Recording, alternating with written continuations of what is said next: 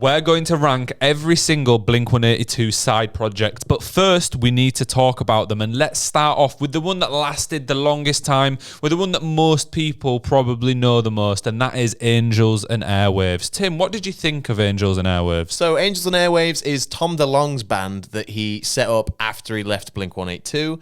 It was Tom DeLonge's on vocals. We've got David Kennedy on the guitar and keyboards, and he was interestingly in Boxcar Racer as well. So he's taken him across there. We'll be speaking on them soon. We got Ilan Rubin, who's on the drums, who also he currently tours with Nine Inch Nails. He's formerly played with Paramore, Phoenix TX, Danny Elfman, who wrote the Simpsons theme tune. Crazy amount of bands that this guy's been in. And then we've got Matt Rubano, who is on bass and was formerly the Taking Back Sunday bassist as well. And then we also had Matt Watchter at one point, who was in the band, who was in 30 Seconds to Mars. And also Atom Willard, who is the current drummer for Alkaline Trio. So there's a real crossover here, isn't there? We've got loads of different legendary bands, but the question is, around Angels and Airwaves and their sound, I think that they were the most unique sounding side project from one of the Blink members in terms of the vibes that they give off is not as similar to Blink as the rest of the projects we're going to touch on. Yeah, it's a lot more involved in, I want to say, the electronic side. There's a lot more kind of synthetic sounds going on. We've got a lot of like synthetic drums throughout. There's a lot of instruments in there that you wouldn't hear featured on any of the side projects. And there's something about this band that, for me, kind of misses the mark. I'm not sure what it is, but it just doesn't feel like it's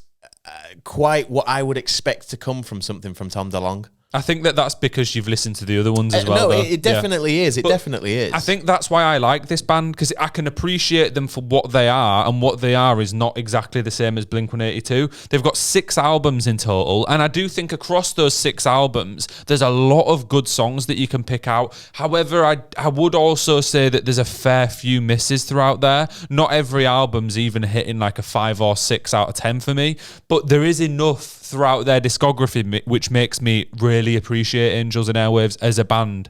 And it's just that spacey kind of, I don't even know how to explain it, like ethereal feel that they give off. It hits right with me. I really enjoy it. It's kind of that spacey vibe that Tom DeLonge has always loved. Like with him having an obsession with aliens and UFOs, it feels like this kind of music is exactly what you would expect from him if you knew nothing about his previous music. If you know his previous music like we do, it kind of feels a little bit strange to hear him kind of lending these vocals to these tracks. I'm not saying it doesn't work. My favourite album by them was probably I Empire, which has some absolute bangers on there. And I think my favourite track, which is probably a lot of people's favourite track, would be Everything's Magic, which in itself, with the hand clapping in it and stuff like that, it kind of feels like, I don't know what it feels like. It just feels so different to everything else that we've heard from the boys from Blink. I think it's strange as well, because a lot of people don't realise Angels and Airwaves' last album actually came out in 2021. So it was only very recently that they stopped being a band when Blink were probably in big discussions to get back together, and obviously are now.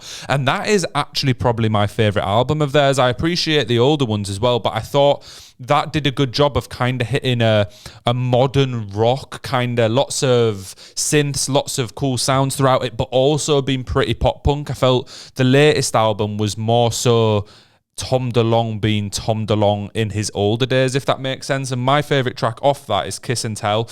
It's just an absolute banger, and I really enjoyed it when it came out. And I think maybe it was that lack of Blink material at the time. They'd released California in 9, but this felt like a cool rock song to me that I was really into. With Angels and Airwaves, you can kind of feel the influence that Tom DeLonge would have had on Blink's albums and EPs, which is Neighborhoods and Dog Eating Dogs, because those kind of have all those extra sounds into it, and they're playing more with like a soundscape style, which is what Angels and Airwaves is full of.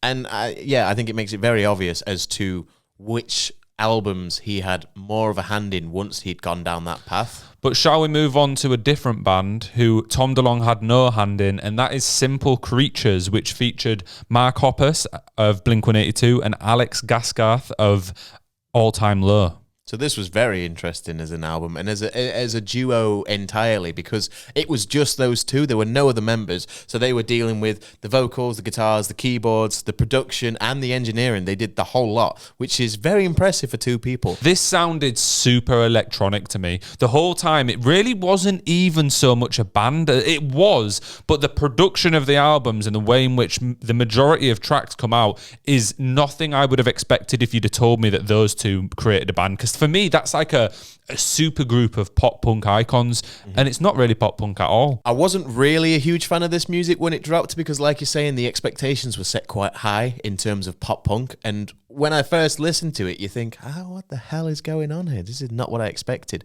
But coming back and revisiting it and taking away the expectations of it being pop punk, I think it's quite a work of art. Yeah, I think it's quite impressive, and I like the fact that they were able to go off, do this, go in a completely different direction. And for 2 EPs as well, they didn't try, force an album out of it. They just said, we've got a couple songs, let's put them out. We've got a couple songs, let's put them out. Interestingly enough, they were actually meant to release a full-length album, which never saw the light of day. Alex has said that maybe one day it can happen. I think my favourite song is Drug. It feels a little bit more rocky in moments, but it still has those cool electronic vibes that we're looking for with Simple Creatures. Yeah, I think with the electronic sound being in there, they definitely were allowed to experiment more, which was very cool to hear. And it's a bit more poppy, and it's kind of in the vibes of like California and Nine. If we're comparing it to Blink, I mean, that's what this video's about, so I'm going to compare it to Blink. It's more in that realm of, we've got a bit of freedom now. We perhaps don't have as many other outside influences, so we can do what we want to do. And it works really nicely. My favorite track would probably be Thanks I Hate It, which is a classic. I think that's probably their top listened to track. And overall, it's just very fun. It's not too serious, this project, and I think that's what makes it better for me. I think the lyrics throughout this are very reminiscent of California and Nine. It's that kind of style of writing that Hoppers was going for throughout that. I think it's really nice as well to have a project that can't really be compared to Blink, because when you've got Boxcar, Angels, Plus 44, they're all still in that realm of, oh no, this could still be compared to Blink. With this, it felt very different and very out there. Like they'd said, you know what, let's just try something completely new. And I think it worked. I think it paid off. Speaking of Boxcar, let's move on to them. This was Tom DeLonge's band, founded in 2001. The only album they released was in 2002, a self-titled record.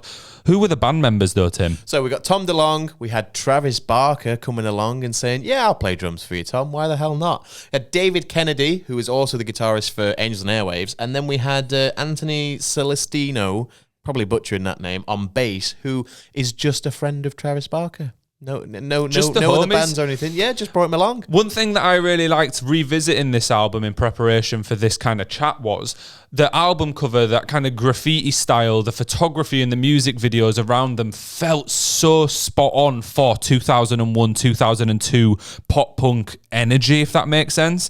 And I like that. I like when you can look back, and it probably wasn't even done particularly on purpose at that point, but the art style and everything just goes, that is exactly what I want when I'm listening to one of these older albums. Yeah, this is the music that Tom always wanted to make, but didn't really think that it would work for Blink, so he kind of moved away and did his own thing. And in my opinion, Boxcar Racer is the best thing that Tom DeLonge has ever done.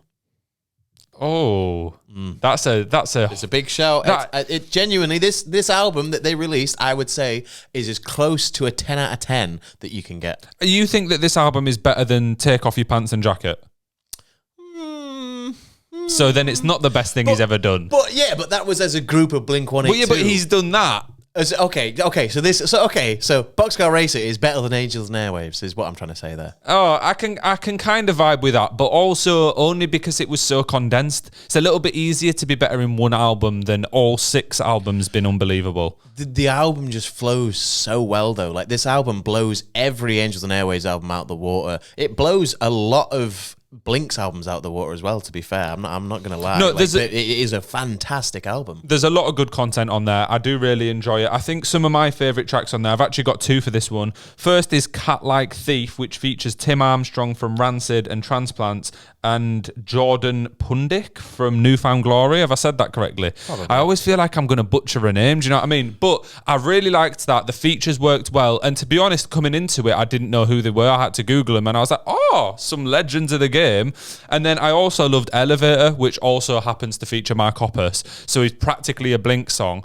And the ending to that song is effectively saying, like, let's move on. The whole ending lyrics is, let's forget this, I'll move on. And I kind of look at that now and I'm like, well, if it's him and Mark Hoppus singing that together, are they on about Boxcar? Because then Blink got back together. Yeah. So I think that's probably what happened there. But those two songs are sick, and the drumming throughout this album is on a different level. Having the feature from Transplants is insane because that's from Travis's other band. So he's just gone, you want to come jump on a track? I'm doing a thing with Tom. When I got to Elevator the first time I listened to this album, knowing that Boxcar was the culmination of Tom first time round leaving the band and them having issues, to hear Mark Hoppus on there, I was kind of like, what the hell's going on here? I thought you guys had fallen out. Like, why are you still doing that? So it's interesting considering the damage that Boxcar Racer probably had on their relationship, because I can't imagine Mark was over the moon that Tom had gone, oh, by the way, I'm going to just start a new project and I'm taking our drummer with us. It can't have felt good. So for him to then go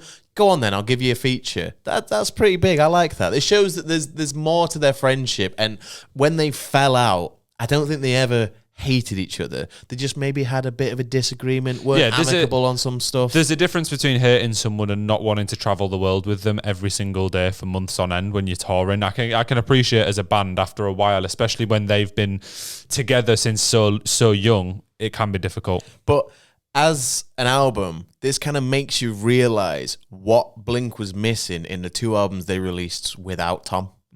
Because this vibe is something that you would expect from like a Blink album almost, but it's a bit more emo-y, a bit more out there. And that vibe entirely is missed from California and 9, which isn't to its detriment. I don't hate those albums, but this is definitely a better album than, you know, a fair few Blink ones. Should we move off this onto the time when Mark Hoppus did a very similar thing and created a band of his own along with Travis Barker in Plus 44? Again, Travis Barker is just like, guys, I want to hang out with you. I mean, we were saying earlier, Travis Barker is basically like the son in the divorce who's like, no, please stay together. I'll come and I'll stay at yours and I'll stay. It's like they've got legal rights over him. It's like, you have him Monday through Thursday and I'll have him on the weekends. They've got shared guardianship of Travis Barker. That's it, yeah. So in this band, we had Mark Hoppus, we got Travis Barker, we got a guy called Shane Gallagher, nothing notable band-wise, and then also Craig Fairbow, who also has not really too much notable band-wise. So it seems like just a couple of mates. Just a couple of mates who created one absolutely stonking album. For me, this Plus 44 album is one of, if not the best individual album from any Blink project ever. Like, I think that this is a strong claim. And I'm sticking to it. I think that this Plus 44 album is magical. I really do. I was trying to make a link there to Angels Airwaves, that one song, but I can't make it work. Yeah, When Your Heart Stops Beating, the single, not the album, that song in itself, I would argue, is the best song to come from any side project, hand down. Yeah, I don't know. No, I don't know if I agree with that as being a single. I just think I love the album and how it flowed.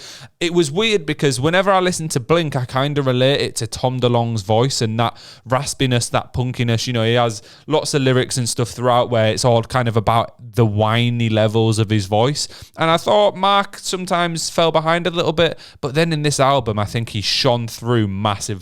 And again, one thing I can say for all these side projects is Travis is just constantly smashing it. Travis, you can put Travis in any band ever and he'll just make it sound amazing. This album came out around the era of the untitled blink-182, self-titled, whatever you want to call it. And I think this era of Mark is his best songwriting and also his best lyrics. He's just on like the best form that he's been in his whole career. Every track feels super unique, but still somehow the album flows really, really nicely. There's no parts where you think, oh, this is a bit of a miss. Did you know that this is actually named after the UK dialing tone? I did, yeah. Yeah, I didn't know that. So I looked earlier and it said that they came up with a name for the band whilst in the UK, so called it Plus 44, which is the Plus 44 dialing thing's really annoying. But my favourite song off the... it's just weird. My favourite song off the album is probably probably Weatherman, because this is kind of cheating. There's a harder hitting version which I really like, and there's an acoustic version of it on the album. So I like both versions. So I feel like I've got a double whammy 2-in-1 song there. Did you know that they actually had a second album planned? Oh, release it. Yeah, so they had a second album planned. Apparently, Mark actually posted the contract signed on Twitter saying, here comes the second album. But it got scrapped and kind of got pushed to the sidelines. And I can't remember what era it was when this happened. But I want to say that that was then what somewhat became Neighborhoods.